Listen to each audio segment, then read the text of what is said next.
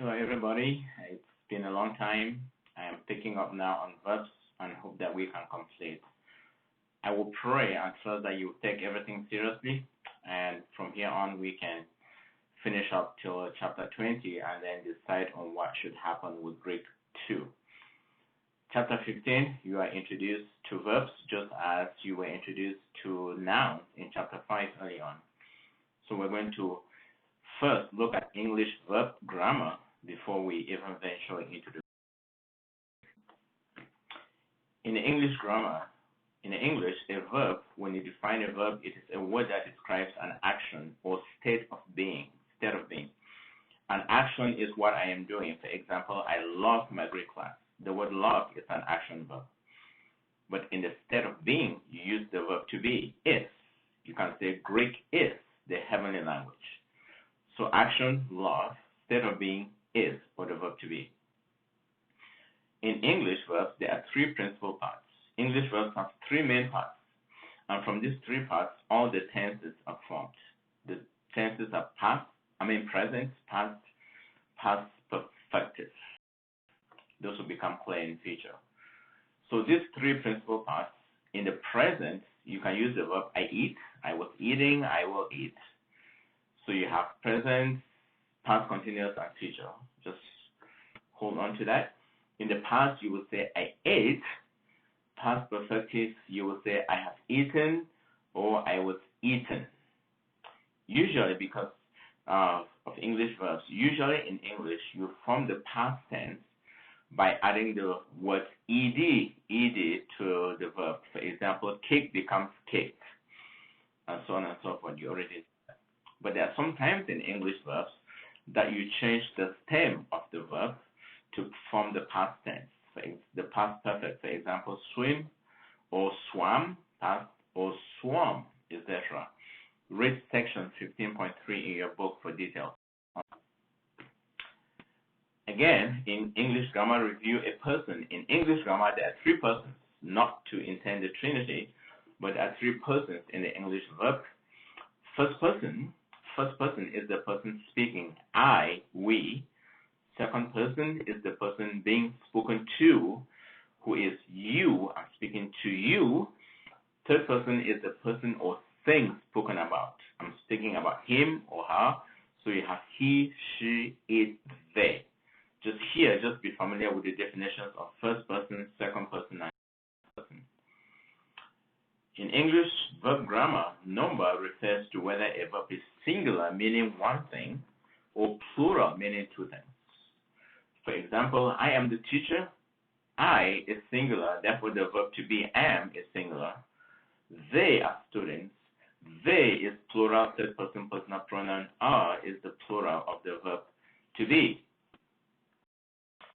Then there is what we call agreement, meaning that a verb must agree with its subject in person and number. That means if the subject is singular, the verb must also be in singular. I am the Greek teacher. I is singular. Am is the singular of Amy. Am is the singular of the verb to be. If the subject is plural, if the subject is third person, the verb must also be third person. He is speaking. He is third person personal pronoun. Is third person personal pronoun. They must agree in whether the subject is singular in number and also in whether the person is in person, whether the person is first person. Something we call time. Time refers to when the action of the verb actually takes place. When did the action take place? There are different times in English. You have past time, present time, and future time. So you have past time, I was, or I ate. Present times, I am, or I'm eating. Future times, I will, or I will be eating. Tense, this refers to time and form because in English, tense refers to both the time when the action of the verb takes place and the form of the verb. The form of the verb is combined with the action of the verb. And you're going to learn something called aspects. Is the kind of action that we're talking about. When you say, I studied last night, what kind of action are you talking about? There are two things. There is a perfective action. imperfective aspect, which is just undefined. I studied last night. It is simple. It is completed. It's just like you took a picture of an event and it's done. So you don't say anything more about it. I studied last night, full stop.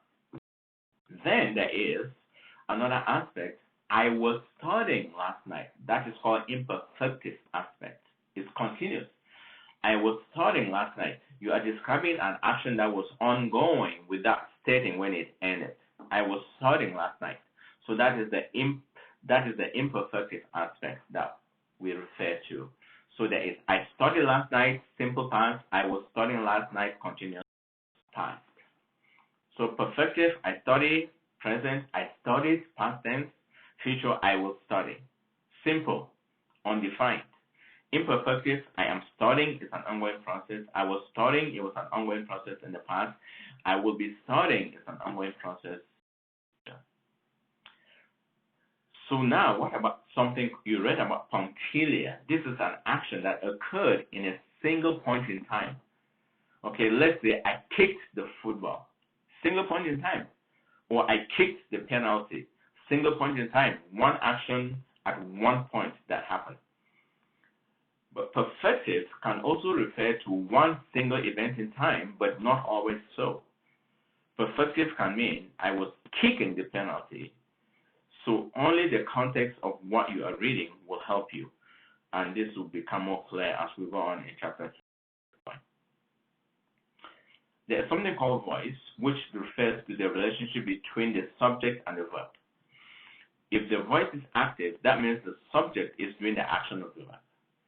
If the voice is passive, that means the subject is receiving the action of the verb. If the voice is neuter, that means the subject is acting upon itself. Less active is I love to read. I love Greek.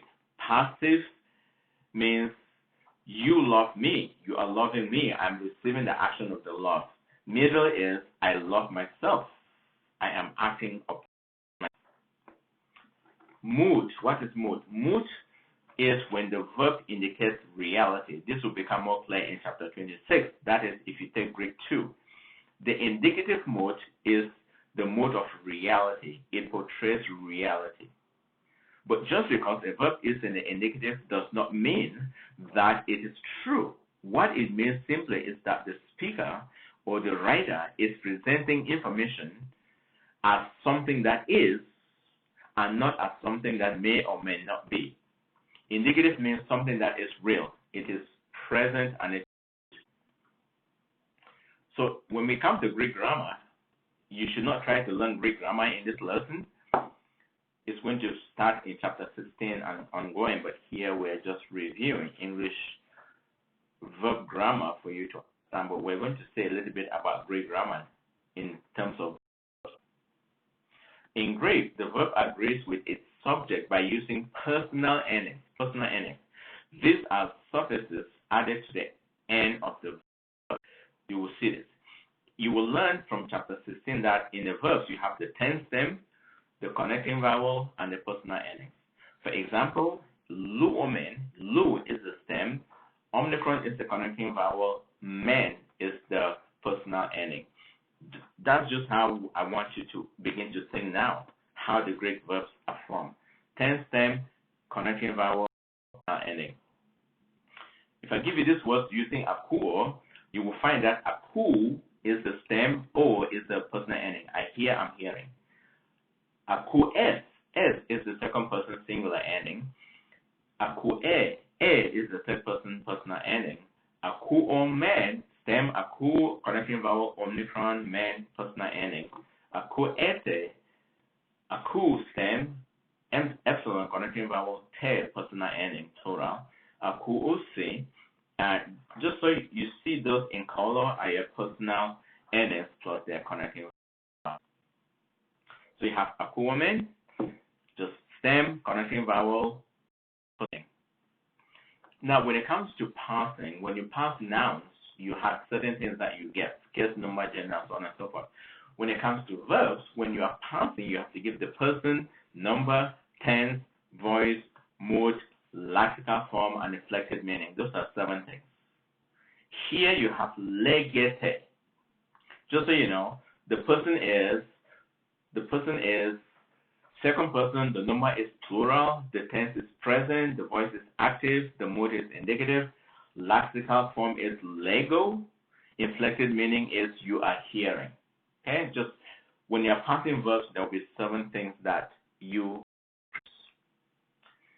aspect, continuing, perfective aspect, simple events, undefined, just as in English, imperfective aspect, ongoing process in the past.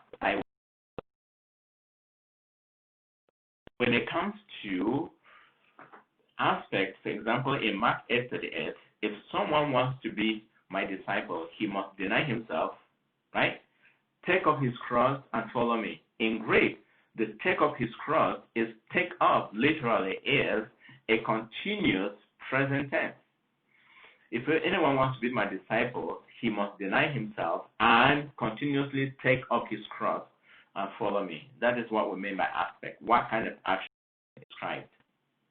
In summary, agreement, verbs must agree with the subject and in number. If the subject is singular, the verb will be singular. Tense, you have the past, the present, and the future. Time is when the action of the verb took place. Aspect is what kind of action. Is it continuous? Is it undefined? Voice is it active, passive, or mood, is it indicative or what? Indicating reality. And root and stem is the stem to which you add the connecting vowel and the personal endings. That was introduction to English verbs. Now I will move on to chapter 16. Thank you so much. Please listen to this again if you need to understand anything more. Thank you. Bye.